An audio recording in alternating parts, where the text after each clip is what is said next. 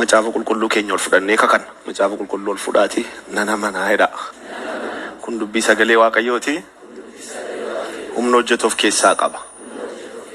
Billaa caalaa qara qaba.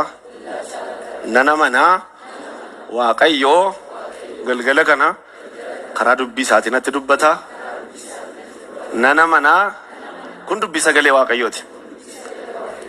Maatiyus boqonnaa 24 lakkoobsa 3 kaasnee wajjin ilaalla. Amma ayyaanni nu baay'ate jechuudha. 23 lakkoobsa 3 kaane wallu akka sagalee keenya ol kaasnee dubbifanna.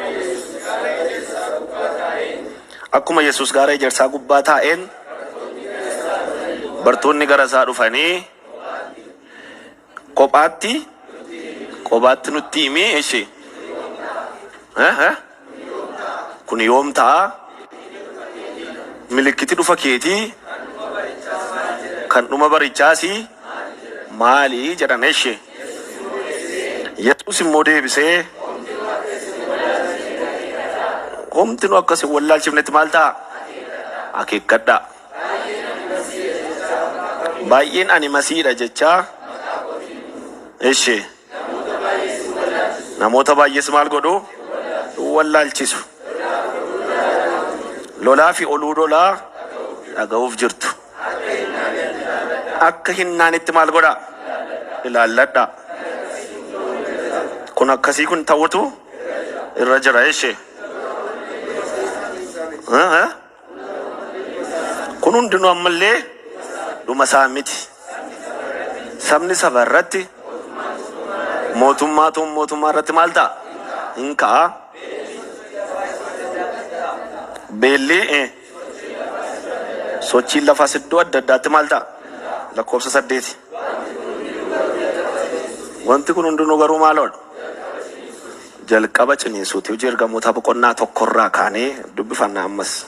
Hojii ergamootaa boqonnaa 1 lakkoofsa 5 kaanee dubbifanna. Itti dabalees Yohaannis bishaaniin cuuphee isin garuu guyyaa baay'ee utuu hin turin hafuura qulqulluudhaan cuuphamtuu jedheesh. Yeroo walitti qabamanitti ergamoonni yaa gooftaa si'a kanaa Israa'eliif mootummaa deebiftaa. Eeshe inni immoo yeroo yookiis bara abbaan gooftummaa isaatiin dhaabe beekuun maal hin ta'u? Isiniif hin kennamne. Lakkoofsa 8. Isin garuu hafuurri qulqulluun yommuu isin irra bu'u humna hin godhattu. Yerusaalemitti, Yihudaa hundumaattis, Samaariyaatti, hamma handaara lafaattis maal taatu? Dhuga baatuu koon taatu isaaniin jedhe. Dubbii kana dubbateesi wal fudhatame ishee. Duumessis isa simate. Ija isaanii duraasi hin dhokse.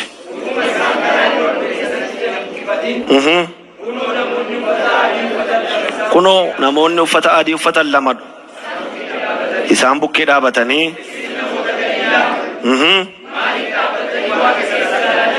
maaliif dhaabattanii Waaqa keessa ilaalaa jirtu?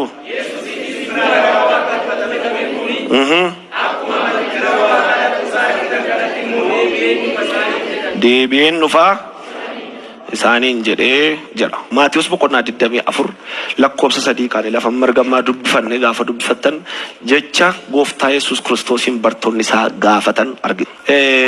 Sagalee Waaqayyoo lafa amma dubbifattan kanarraa yookaan immoo Maatiyus boqonnaa 24 lakkoofsa 3 kaasee lafa jiru kanarraa bartoota gooftaatu gooftaa bira dhaqee akkasittiin jedha. Maali gaa waasi kadhannaa jedhan. Iccitii wayii gaafatanii gooftaa jedhanitti siqanii. Al tokko warri gooftaatti baay'ee siqatan bartoonni kun waa'een isaanii namaan galu rakkisaadha. Jechuun waan isaan gaafatan jechuudha. Yaadattoota ta'anii waa'ee walii isaanii sin gaafatu, waa'ee mootummaa Waaqayyoo sin gaafatu, waa'ee dhuma isaayyuu hin gaafatu. Innis immoo isaa anaa maal jedhu jedhee gaafata. Maal jedhu namoonni jedhee gaafata. Kana jechuun baay'ee walitti dhiyoodha. Bartootaa fi gooftaa jechuun baay'ee walitti dhiyoodha. Akka nu har'a teenyee Pheexroos fa'aa baluuf haa jennu miti. Baay'ee walitti dhiyoodha. Walitti dhiyeenya isaanii gaaffii isaanii irraa barra waan ta'eef. Innaa kutaa kanarratti Maatiyus boqonnaa 24 kanatti akkas jedhaniin nun dhossiniiti jedhaniin. Akka nama meeroo haasa'an qasii kana iccitiidha waan ta'eef natti mee akkas jechuudha. Nun dhossiniiti akkuma Yesuus gaara ejersaa gubbaa taa'een bartoonni isaa gara isaa dhufanii kophaatti nutti himi kuni yoom ta'a jedhaniin waan inni gubbaatti dubbachaa ture gararraasaa jira. Milikinni dhufa keetii inni dhuma barichaasi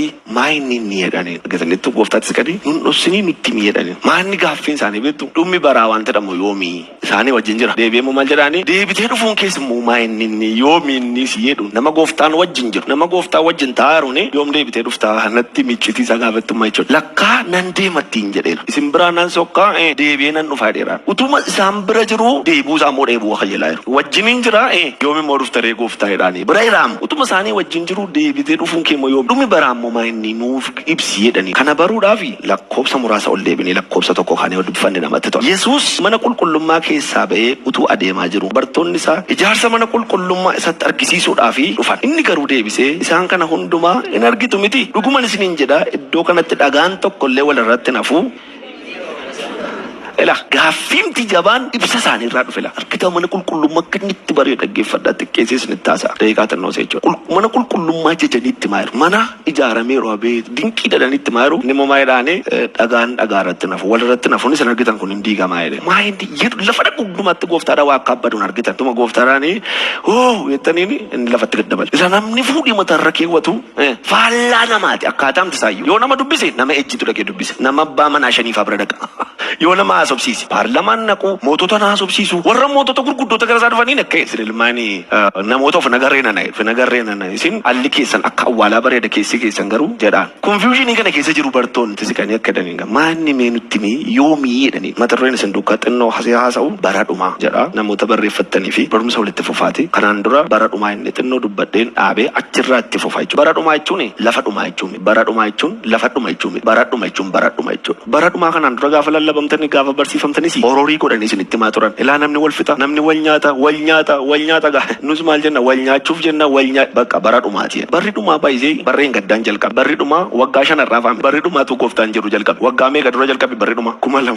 Bara dhumaa erga waggaa 2000 taa'eeti isa booddee hafuun beekwan sichiyyuu. Garuu bara dhumaa isa jedhu walii wajjin ilaala. Bartoonni gooftaa duukaa turan kun jalqamoota boqonnaa tokko lakkoobsa 5 kaatan gaafa dubbattanis akka jedhanii gaafatan ammas gaaffii lammaffaa. Mootummaa Israa'eliin yoom deebistaa jedhani. Mootummaan Israa'elii dhuma baraatiin wal qabata baay'ee. Bara dhumaatiin gaafa walitti dhufa waan ta'eef yoom deebistaa jedhanii gaafannaan akka isa isin ilaallatu jedhe isin hin gashu jedhe garuu kan isin gashu tokko jira kan isin ilaallatu innis maanni hafuura qulqulluu hamma argattanitti hamma humna fudhattanitti waa'ee mootummaa Israa'eliin lakkaa namni hafuura qulqulluu malee politikaa haasa hafuura qulqulluu malee dhuma baraayyuu haasa hafuura qulqulluu malee waan tokko haasa waan ta'eef akkasittiin jedhe amma sadiisaa kan isin barbaachisu mootummaa Israa'el miti hafuura qulqulluudha kan isin barbaachisu hafuura qulqulluu maqaa Waaqayyoo bara baraan haa eebbifamu. Dargaggeessan fuudhin dargaggeettii ganaa heerumtutti nama ola deemaa ganaa daldala jalqabutti ganaa nama mana dhaabbatutti nama waa'ee mucaa nagarreetti waa'ee bara dhumaa lallabuuni dhugumayyuu nama naasisa. Sababiin isaa hinnaatu sababu bara dhumaa gaafadhan. Ani garuu galgala kana dhugaa tokkoon isinitti barri dhumaa yookaan immoo inni macaafni qulqulluun dhuma yeroo jedhu kuni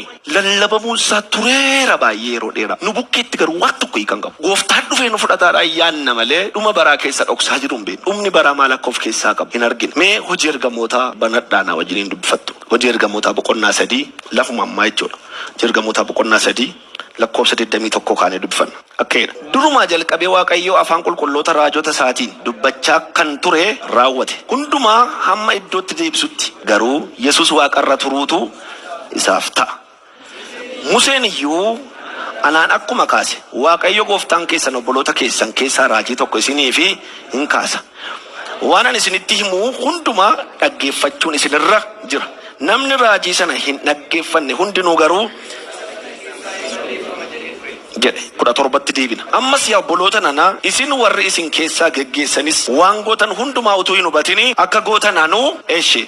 Waaqayyo garuu bara baay'ee dura masiihiin isaa akka dhiphatu afaan raajota hundumaan dubbatee kan ture akka kanatti akka raawwatamu godhe. Egaa yaada garaa keessanii geeddaradha. Inni cubbuu keessan akkasiniif haxaa'utti gara Waaqayyootti deebi'a.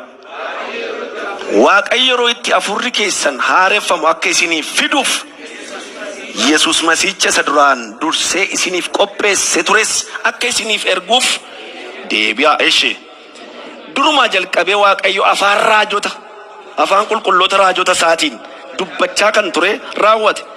Hundumaa amma iddootti deebisuttis garuu Yesuusii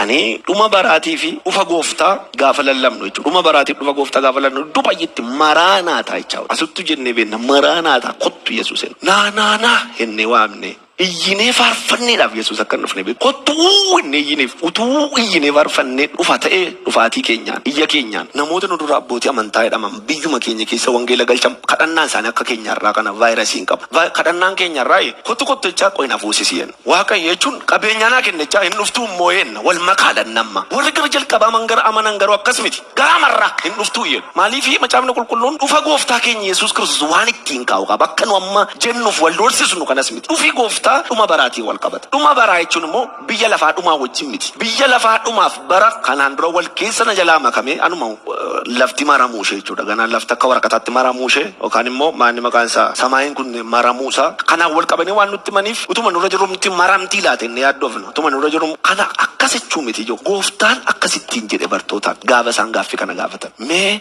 mallattoo dhuma baraa nutti miyennaan yookaan dhoksaa nutti miyennaan akka jedheen rakkoon qabu jedha. Mootota irratti qabu milikkita biyya irratti qabu. Namni dubbifannuu maatii 24 nirraanfattane maal isin iyyuutti wal doorsistu waan ta'eef 24 sana. Ilakkee milikkitni lakkoobsaa 3 kaasee garuu lafa milikkitaan ka'a. Milikkitni dhufa keetii kan dhumaa barichaas maalii jedhan Yesuus immoo deebisee homti nu akka isin wal alchifnet akeekkadha. Baay'een ani masiidha jechaa maqaa kootiin maal ta'a?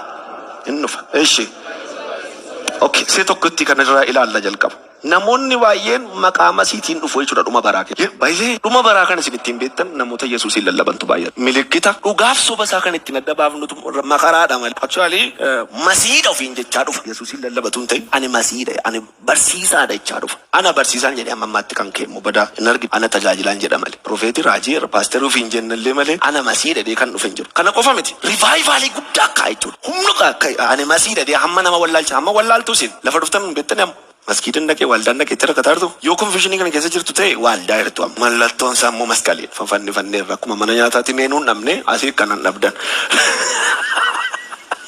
Hammasi wallaalchisanitti jechuun ijoollee dhaggeeffataa isin turutti. Hammasi wallaalchisanitti jechuun wanti wal lama wallaalchisu waa wal fakkaatudha. Waa wal fakkaatu lama bishaan aayilaandii guutuu kana wal fakkaatuun lama lukeewwan dhaabe kan bishaan nuyi isin jedhee baay'ee walitti siqa waan ta'eef baay'ee humnaan walitti siqa waan ta'eef wallaalchifatu of eeggadhaa yeen amma immoo isin kana afura qulqulluu wallaaltan yookaan immoo wanti isin wallaalchisi badaa waan jiru miti. Isheen amma biyya keenya keessaa dingirgir nama godhu kuni inni badaa miti. Inni wallaalchisa miti. Yoo maraafne malee raftee iyyuu beekta kana yaada keetii. Dogoggoraaf dhugaa. Tudubbannu dogoggorri warra dogoggora jedhama bira jira malee dogoggorra sin jiru. Dogoggora saduuf Yohaannis maayidha. Maqaa Waaqayyoo warra faallaadhaan jedha malee dogoggorri miraakilii fayyuu miti. Gargara sana miti. Akka wallaalchifamneef of eeggadhaa jedheetu lakkoofsa furarraa kenna. Lakkoofsi irraa baay'een ani masiidha jechaa maqaa kootiin hin dhufa. Namoota baay'ees maal godha?